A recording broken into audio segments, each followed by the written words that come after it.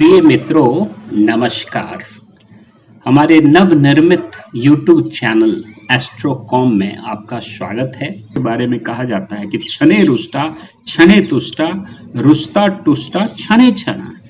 मिथुन राशि के जातक अगर रात में किसी से झगड़ा कर ले तो सुबह भूल भी जाते हैं कि झगड़ा हुई थी, यानी कि रात गई और बात गई।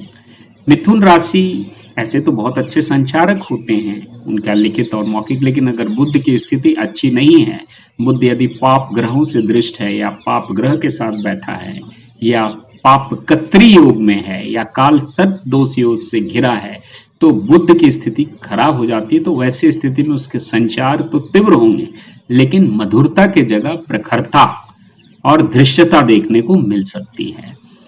दोस्तों, मिथुन का स्वामी बुध सूर्य के साथ बुधादित्य योग बनाता है।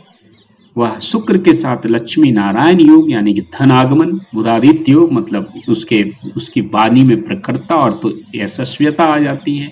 वो शुक्र के साथ, सूर्य के साथ, शनि के साथ, राहु के साथ भी बड़े अच्छे योग का निर्माण करता है और सफलता की ओर ले जाता है। दोस्तों, बुध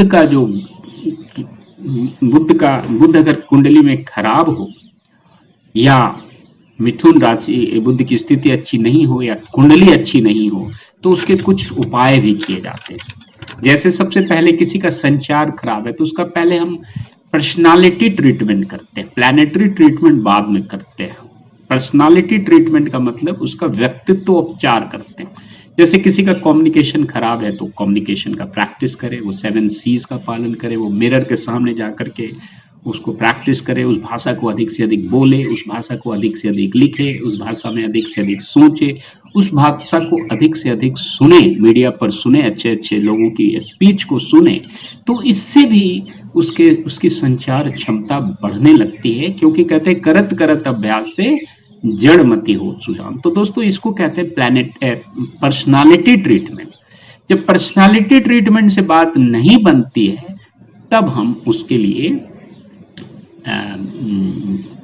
छोटा मोटा ट्रीटमेंट, जैसे बुध को मिथुन राशि के लोगों के लिए हरा रंग, काला रंग, नीला, भूरा, नारंगी अच्छा माना जाता है। सफेद और पीला कुछ कुछ, और लाल रंग जो मंगल का रंग है, क्योंकि मंगल परम शत्रु है, इसलिए मंगल के रंग को अच्छा नहीं माना जाता है। दोस्तों, मिथुन राशि का परम मित्र होता है कन्या राशि, वृषभ राशि, तुला राशि, मकर राशि, कुंभ राशि, सिंह राशि, जबकि धनु, मीन और कर्क से इसकी संभावस्थ स्थिति होती है। गुरु से हल्के हल्के मित्रता होती है, इसलिए धनु और मीन के साथ उतनी गहराई नहीं होती, संभावस्थ होते हैं। कर्क के साथ इसकी शत्रुता होती है, यानी कि चंद्रमा से शत्रुता होती है, लेकिन चंद्रमा बुध को अपना शत्रु नहीं मानता, इसलिए एक तरफा होने से वह जो है वो एक संभावस्थ आ जाता है। यानी कि सबसे ज्यादा इसको प्रॉब्लम है मेष राशि से और वृश्चिक राशि से, लेकिन कुंडली में अन्य ग्रहों की स्थिति अच्छी होने पर वो किसी के साथ भी समायोजित कर सकता है। इन सब के बाद भी यदि कुंडली दोष रहता है तो उसके लिए इसको पन्ना पहनना चाहिए, वजनानुसार पन्ना। उप्पल या हीरा, ये इसके पंचमेश शुक्र होते हैं, इसलिए उप्पल या हीरा भी पहनाया जा सकता है।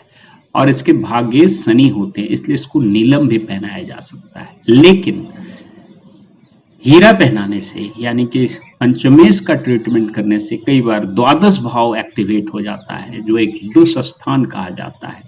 और भाग्येश के लिए नीलम पहनाने से कई बार जो अष्टम भाव यानी मृत्यु का भाव है वो भी एक्टिवेट हो जाता है, क्योंकि वो भी शनि का घर है।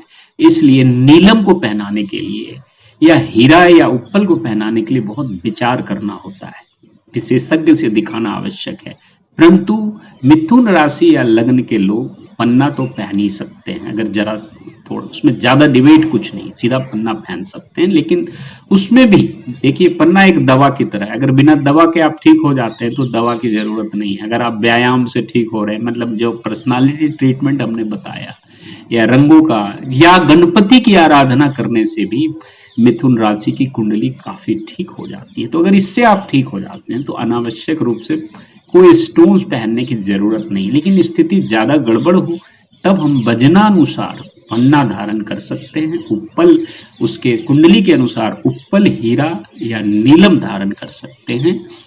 हम पोखराज भी धारण कर सकते हैं कर्मेश की स्थिति और सप्तमेश की स्थिति को सुधारने के लिए। तो ये कुंडली देखकर इस पर विचार किया जा सकता है। यहाँ जो मैं बता रहा हूँ ये बहुत मिथुन राशि के बारे में सामान्य बात है। हमने मिथुन के अलग अलग नक्षत्रों और उनके अलग अलग चरणों में भी अंतर बताया ताकि हम अधिक सटीक विश्लेषण कर सकें। तो दोस्तों, यहाँ तक आपके मन में कोई सवाल हो, कोई जिज्ञासा हो, कोई विरोधाभास हो, किसी प्रकार की कोई टिप्पणी करना चाहते हैं तो आप बेहिचक निसंकोच अपने सवाल रख सकते हैं, अपने विचार प्रकट कर सकते हैं, अपनी टिप्पणी कर सकते हैं। तब तक के लिए इजाजत, धन्यवाद और नमस्कार।